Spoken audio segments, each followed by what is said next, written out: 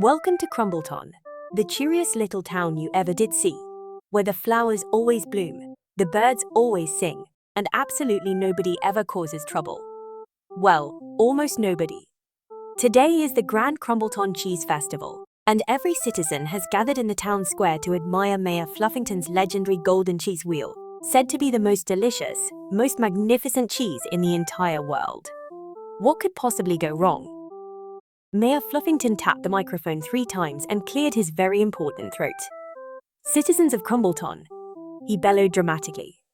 "This golden cheese will has been aged for any 100 years. It smells of butterscotch, rainbows, and pure excellence." The crowd gasped and applauded.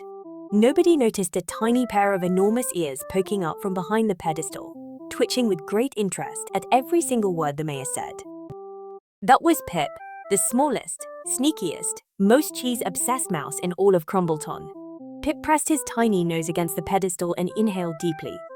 His eyes went wide. His whiskers trembled. His gap-toothed grin spread from one enormous ear to the other. "Butterscotch and rainbows," he whispered reverently. He unzipped his miniature backpack, pulled out a tiny notepad, and began sketching a very elaborate, very questionable plan. Meanwhile, on the other side of the square, Ziggy the cat was lounging in his hammock on the front porch, eating a bowl of sardine crunchies and feeling very pleased with himself. His enormous green eyes scanned the festival lazily.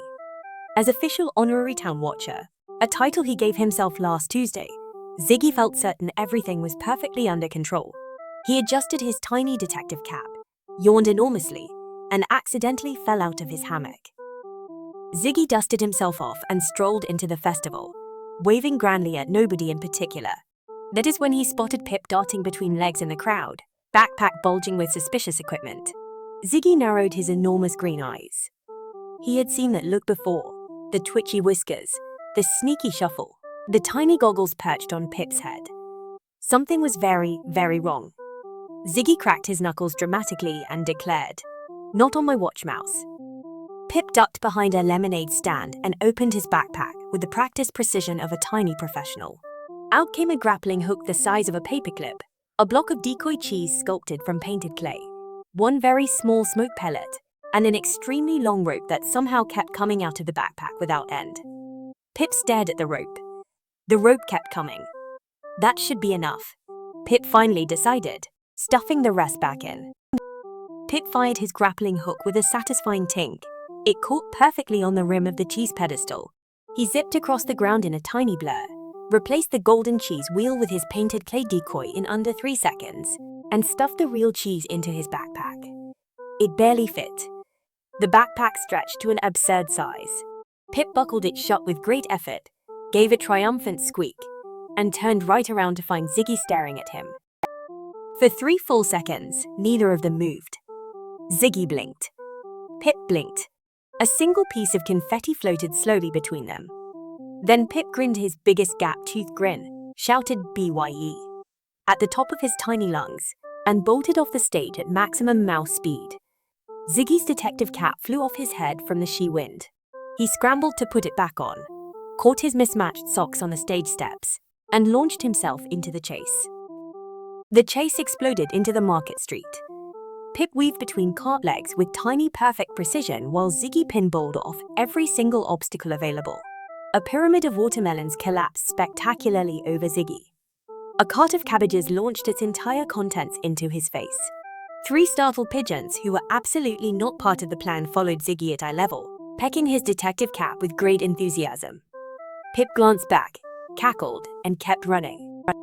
Pip cut sharply into Greta's front garden, hoping the tall sunflowers would hide him.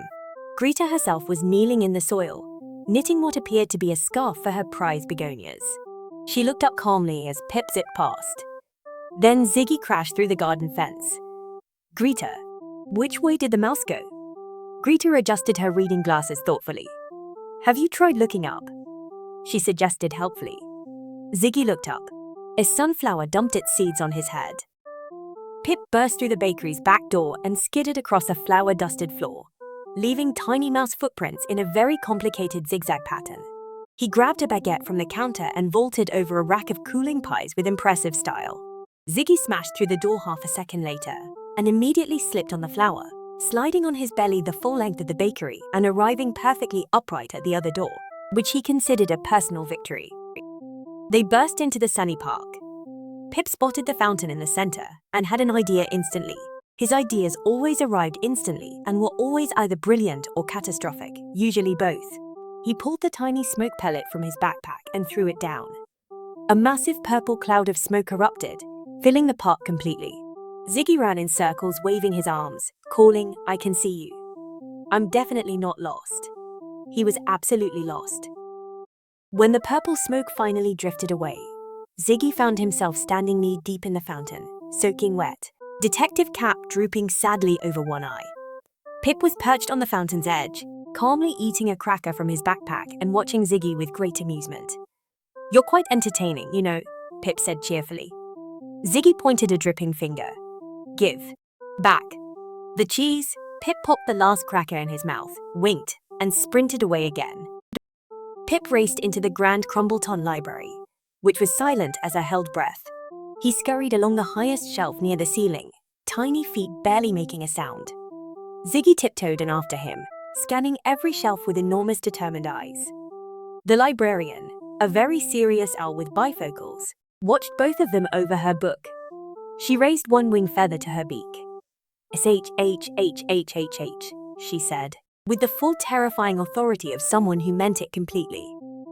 Pip leapt from shelf to shelf like a tiny acrobat, while Ziggy climbed a rolling library ladder below, pushing off walls to gain speed. The ladder shot across the rail at full velocity. Books flew. The owl librarian's bifocals steamed over. Ziggy reached the top shelf, lunged for Pip, and instead grabbed a very large encyclopedia, which fell open on his head and knocked him backwards off the ladder entirely. He landed in a bean-bag chair with a whomp. Pip slipped out the library's back window and landed neatly in the alley. His escape route was clear, all the way to his mouse hole on Acorn Lane. He was nearly home free, but as he turned the corner, he found Ziggy already there, leaning against a crate with crossed arms and a smug expression. Pip skidded to a stop. "How are you here?" Pip demanded. Ziggy tapped his detective cap. "I know this town better than you think, Pip." Pip looked left. Ziggy moved left. Pip looked right. Ziggy moved right. Pip looked up. Ziggy looked up too, then realized there was nothing up there and looked back down. In that half second, Pip dove between Ziggy's legs, used a crate as a springboard, bounced off the alley wall, caught a clothesline, swung in a magnificent arc, and landed on a passing delivery cart loaded with vegetables heading straight toward the market. The gap-toothed grin was back. The delivery cart was moving fast. Pip clung to a giant pumpkin on top, riding it like a tiny triumphant king. Ziggy sprinted behind the cart at full stretch, mismatched socks pumping, detective cap streaming behind him. He grabbed the back of the cart, hauled himself up, and found himself sitting face to face with Pip on top of the pumpkin pile. Both of them were completely out of breath. They stared at each other. The cart hit a bump. That bump dislodged something. The cart driver, a very distracted squirrel, had already jumped off to chase a runaway acorn. The cart picked up speed on Crumbleton's steepest hill. Pip and Ziggy were no longer chasing each other.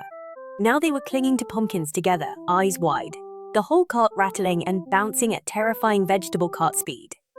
"Steer IT," yelled Ziggy. "With what?" yelled Pip. They both screamed in extremely different pitches. The runaway cart screamed back into the town square and launched off a cobblestone ramp at breathtaking speed.